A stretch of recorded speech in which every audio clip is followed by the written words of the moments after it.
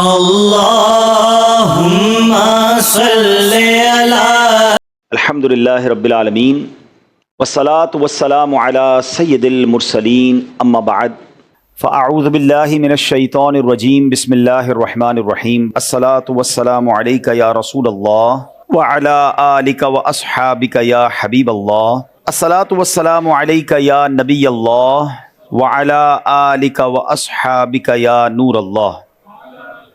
درود پاک پڑھنے کے بے شمار فضائل و برکات ہیں۔ نبی اکرم نور مجسم صلی اللہ تعالی علیہ وسلم کا فرمان عالی شان ہے، شب جمعہ اور روز جمعہ یعنی جمعرات کا سورج ڈوبنے سے لے کر جمعے کا سورج ڈوبنے تک مجھ پر درود پاک کی کثرت کیا کرو، جو ایسا کرے گا روز قیامت میں اس کی گواہی دوں گا اور شفاعت بھی کروں گا۔ سبحان اللہ، یعنی یہ جو وقت گزر رہا ہے شب جمعہ اور روز جمعہ، یہ کثرت سے درود پاک پڑھنے کا وقت ہے۔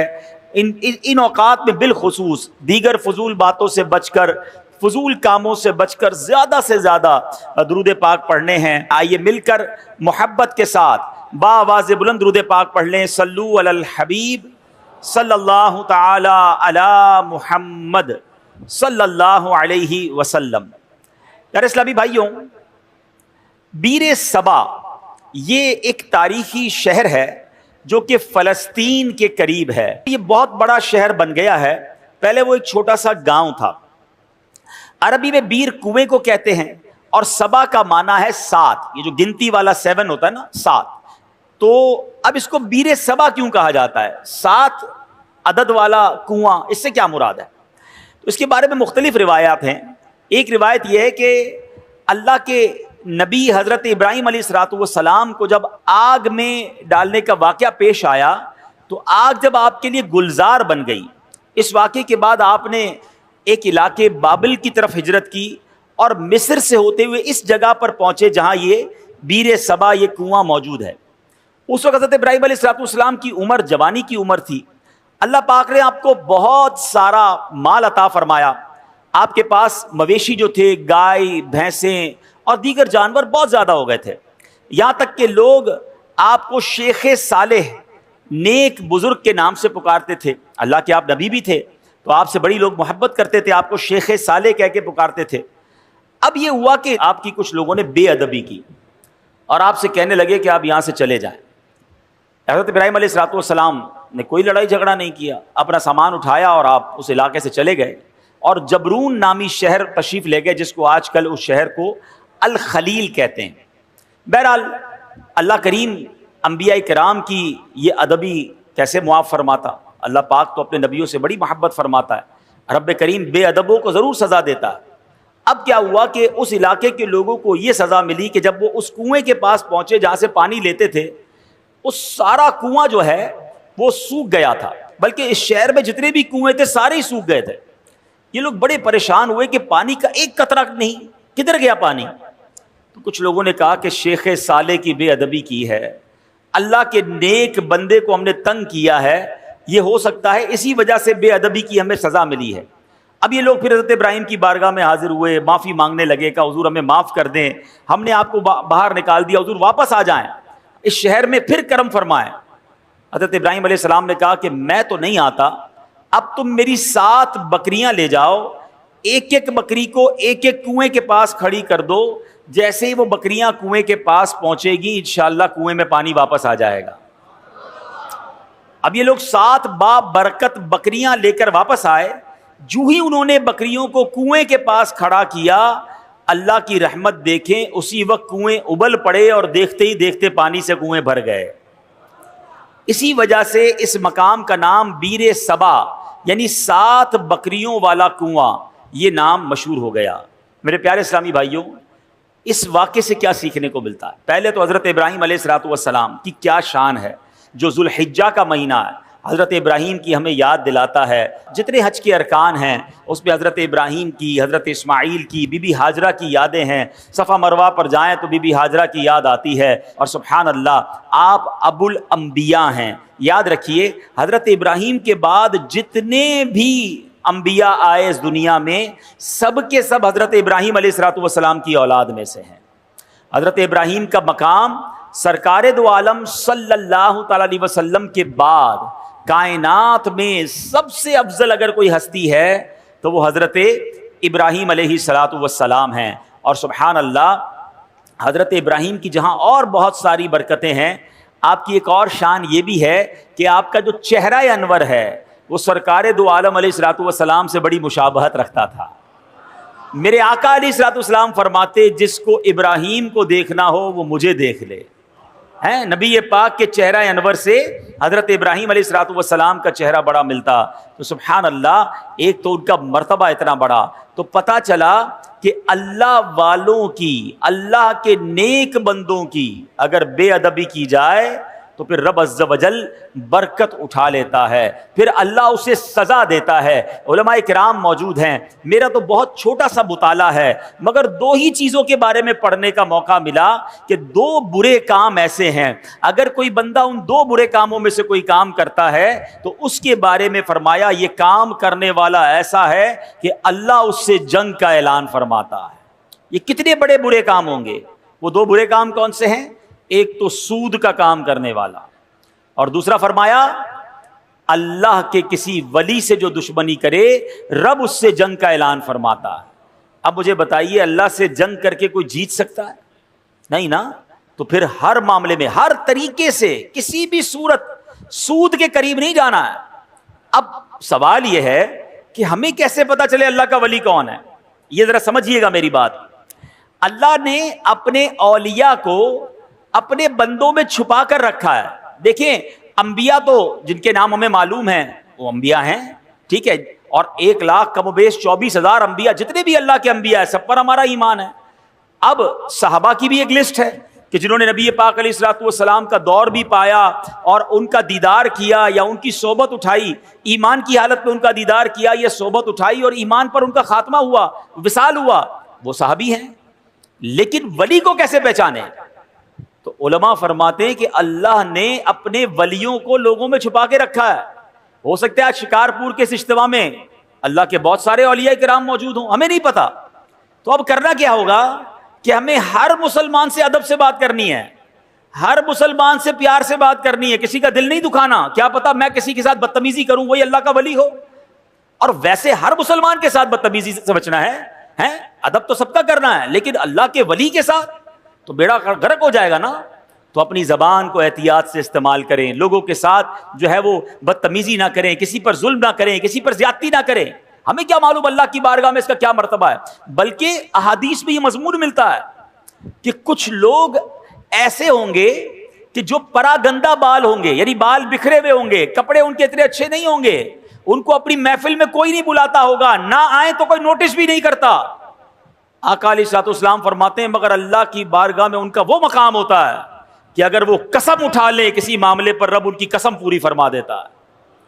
ہم تو عام طور پہ لوگوں سے ملتے بھی ان کے لباس کو دیکھ کر، ہاں یار یہ ذرا رکھ رکھاؤ والا ہے، اس سے ملنا ہے، اس کو ساتھ بٹھانا ہے، نہیں یار اس کے کپڑے میلے ہیں، یہ تو دکھنے میں بڑا غریب لگتا ہے، ٹوٹی ہوئی چپل پہن کر آیا ہے، اس کو کہاں اپنے قریب آنے دوں، اس کے کپڑوں سے بو آ رہی ہے.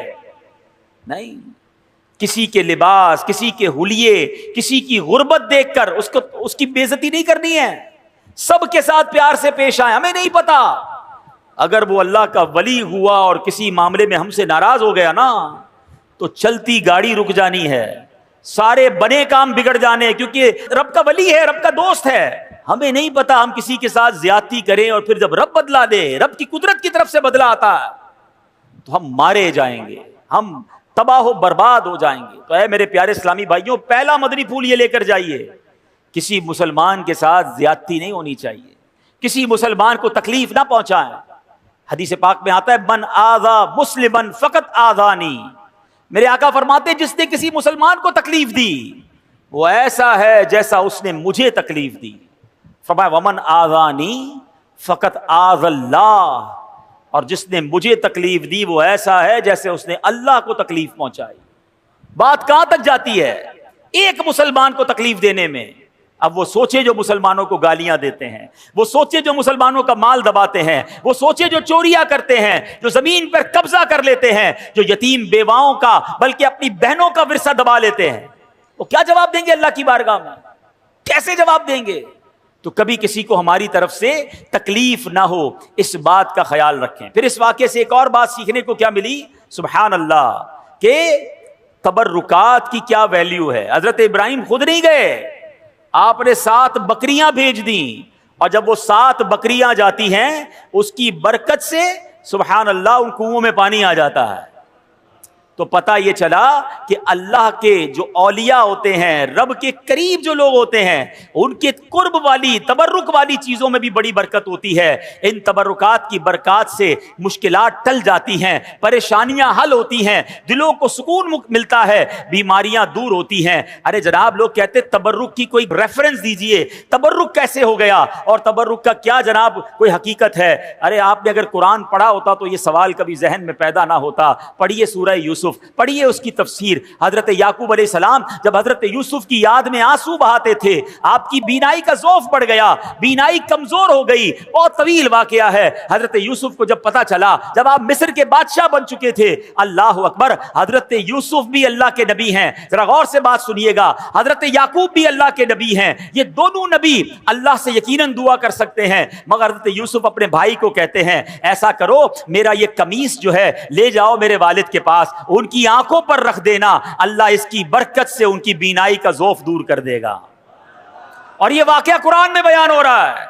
اگر تبرک کی ویلیو نہ ہوتی تو حضرت یوسف دعا فرماتے، یقیناً اللہ کے نبی ہیں، وہ دعا فرماتے، اللہ ضرور دعا کرم فرماتا، مگر سبحان اللہ یہ قرآن کا واقعہ بتا رہا ہے کہ اللہ والوں کی نسبت رکھنے والی چیز میں اللہ کریم نے اپنی رحمتوں سے برکت ڈالی ہے۔ تو تبرک کی اہمیت سمجھیے، اور اللہ والوں کا اگر کوئی تبرک مل جائے تو اس کا ادب کرنا چاہیے۔ ایک جملہ یاد کر لیجئے، با ادب با نصیب، اور بے ادب بد نصیب۔ جو ادب نہیں کرتا اس کو برکتیں نہیں ملتی۔ سبحان اللہ، حضرت ابراہیم کی بات چل رہی ہے، قرآن مجید فرقان حمید میں تبرکات کی بات ہو رہی ہے نا۔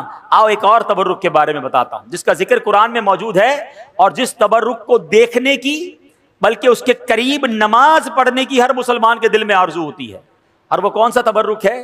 اللہ قرآن میں فرماتا ہے وَاتَّخِذُوا مِن مَّقَامِ إِبْرَاهِيمَ مُصَلًّى، اور اے مسلمانوں تم ابراہیم کے کھڑے ہونے کی جگہ کو نماز کا مقام بناؤ۔ مقام ابراہیم کیا ہے؟ ایک پتھر ہے، حضرت ابراہیم علیہ السلام اس پتھر پر کھڑے ہو کر کعبے کی آپ نے تعمیر فرمائی، اور سبحان اللہ یہ کمال کا پتھر ہے۔ اب دیکھیے آج شکارپور کے اس فیضان مدینہ میں ہم بیٹھے ہیں، اس کی چھت جب بنی ہوگی کسی انسان کا ہاتھ تو نہیں پہنچا ہوگا نا، کوئی نہ کوئی لفٹ لگائی گئی ہوگی، اس کے بعد وہ شٹرنگ لگاتے ہیں، مزدور اوپر چڑھتے ہیں اور چڑھ کر کام کرتے ہیں، اگلا فلور ہو تو ایک اور لفٹ لگائی جاتی ہے، جتنا قد ہوتا ہے وہاں تک بندے کا ہاتھ پہنچتا ہے، اس کے اوپر کے لیے کسی لفٹر کی ضرورت پڑتی ہے۔ سبحان اللہ، 5000 سال سے پرانی بات ہے، جب حضرت ابراہیم کعبے کی تعمیر کر رہے تھے، بتاؤ نا حضرت ابراہیم نے یہ قد سے اوپر پتھر کیسے رکھے ہوں گے؟ سبحان اللہ، تفاسیر میں یہ ملتا ہے کہ جس پتھر پر حضرت ابراہیم کھڑے ہو کر کعبے کی تعمیر کر رہے تھے، حضرت اسماعیل پتھر پکڑاتے جاتے، حضرت ابراہیم پتھر رکھتے جاتے، اور جب یہ دیوار اونچی ہو جاتی مقام ابراہیم بھی اونچا ہوتا چلا جاتا۔ مقام ابراہیم جو پتھر ہے وہ لفٹ کا کام کرتا تھا، وہ اونچا ہو جاتا، آپ اوپر پتھر رکھتے، جب نیچے پتھر رکھنا ہوتا وہ پتھر نیچے آ جاتا۔ سبحان اللہ، یہ کیسا معجزہ ہے۔ بلکہ سنو، 5000 سال کے بعد بھی آج بھی اپنی آنکھوں سے جب آپ مقام ابراہیم کا دیدار کرتے ہیں نا تو حضرت ابراہیم کے قدموں کے نشان آج بھی نظر آتے ہیں۔ اللہ نے اس تبرک کو کیسے باقی رکھا ہے، اس کی حفاظت کا کیسے انتظام کیا ہے۔ جناب 400-500 سال، 700-800 سال میں عمارت تباہ ہو جاتی ہے، عمارت مخدوش ہو جاتی ہے، گرنے کے قریب ہو جاتی ہے، یہ پتھر 5000 سال سے زیادہ اس میدان میں گویا پڑا ہوا ہے، اس میدان میں جلوہ فرما ہے۔ اس پتھر پر اب جا کر یہ جو مقام ابراہیم کے اوپر آپ دیکھتے ہیں نا، ایک بہت خوبصورت سا گولڈن کلر کا ایک کیس بنا دیا گیا ہے، ایک اس کو حفاظت کر دی گئی ہے اس کی. یہ پہلے ایسا نہیں تھا, یہ 200-400 سال پہلے ہوا ہوگا. ہزاروں سال سے کھلے میدان میں یہ پتھر موجود ہے. ہزاروں بارشیں گزری, ہزاروں آندھیاں گزری, موسم آگے پیچھے ہوئے, مگر اس پتھر پر آج بھی حضرت ابراہیم کے قدموں کے نشان موجود ہیں. یہ کیسا معجزہ ہے کہ ہم اپنی آنکھوں سے دیکھ رہے ہیں. اب ذرا آگے چلیے, اب ذرا بتائیے, قرآن کہتا ہے اس مبارک پتھر کو مصلی بنایا جائے, مصلی بنانے کا حکم دیا. اس کا مطلب کیا ہوا کہ کعبے کے سامنے ایسی جگہ کھڑے ہو کر نماز پڑھو کہ مقام ابراہیم تمہارے اور کعبے کے درمیان میں آئے. یعنی جب طواف کے بعد جو نوافل پڑھے جاتے ہیں, جو جس کو واجب الطواف کہا جاتا ہے, وہ اس جگہ کھڑے ہو کر پڑھنا مستحب ہے. حضرت عبداللہ بن عمرو بن عاص فرماتے ہیں رحمت اللہ تعالی علیہ, خیر المسجد خلف المقام وعن یمین الامام, یعنی پوری زمین میں سجدہ کرنے کے لیے 2 جگہ بہترین ہیں. نمبر 1 مقام ابراہیم کے پیچھے, اور نمبر 2 ہم جب بھی نماز جماعت سے پڑھیں تو امام صاحب کی سیدھی جانب. سبحان اللہ, یہ بھی پتا چلا کہ جب جب جماعت میں نماز پڑھنے کا موقع ملے, اللہ کرے با جماعت نماز ہم پڑھنے والے بن جائیں. پھر پہلی صف میں جا کر نماز ادا کیا کریں, اور کوشش کریں پہلی صف میں جو مؤذن صاحب کے ساتھ پہ رائٹ سائڈ کی جو جگہ ہے, اللہ کرے وہ مل جائے. فرمایا یہ بہترین جگہ ہے. تو سبحان اللہ, مقام ابراہیم کے پیچھے نماز پڑھنا ہے. اب ایک اور ذرا تھوڑا سا باریک سا مسئلہ سمجھ لو, انشاءاللہ عشق رسول میں اور اضافہ ہو جائے گا. اب ذرا سمجھیے گا, مقام ابراہیم کیا ہے؟ ایک پتھر ہے. ہاں یہ جنتی پتھر ہے, بڑا مقدس پتھر ہے, لیکن عین نماز میں اس پتھر کی تعظیم کرنے, یعنی اسے مصلی بنانے کا حکم دیا. اب سوچنے کی بات ہے, علماء بیٹھے ہیں, کہ حالت نماز میں ایک پتھر کی تعظیم کرنے سے نماز میں کوئی نقص نہیں آتا ہے, نماز میں کوئی کمی نہیں آتی ہے, نماز ٹوٹتی نہیں ہے, بلکہ نماز مکمل رہتی ہے. بلکہ تو بھلا خود انبیاء کرام علیہ الصلوۃ والسلام, بلکہ نبیوں کے امام جناب رسول اللہ صلی اللہ تعالی علیہ وسلم کا اگر کسی کو نماز میں خیال آ جائے تو اس کی نماز میں کیسے خلل واقع ہوگا, اس کی نماز میں کیا کمی آ جائے گی. سبحان اللہ, سچ یہی ہے کہ حالت نماز میں نبی کی تعظیم کا خیال آنے سے نماز ٹوٹتی نہیں بلکہ کامل و اکمل ہو جاتی ہے. کسی عاشق نے کیا خوب کہا, کیا کرم کیا تیری یاد نے مجھے آ جگایا نماز میں, کیا کرم کیا تیری یاد نے مجھے آ جگایا میری نماز میں, میرے وہ بھی سجدے ادا ہوئے جو قضا ہوئے تھے نماز میں. اللہ اکبر, یعنی نبی پاک کی یاد اگر نماز میں آ جاتی ہے تو غفلت کی نیند اڑ جاتی ہے. اور سبحان اللہ, نماز کا تحفہ بھی تو نبی پاک نے ہی ہمیں دیا ہے, نماز کی تعلیم بھی نبی پاک علیہ الصلوۃ والسلام نے ہمیں دی ہے.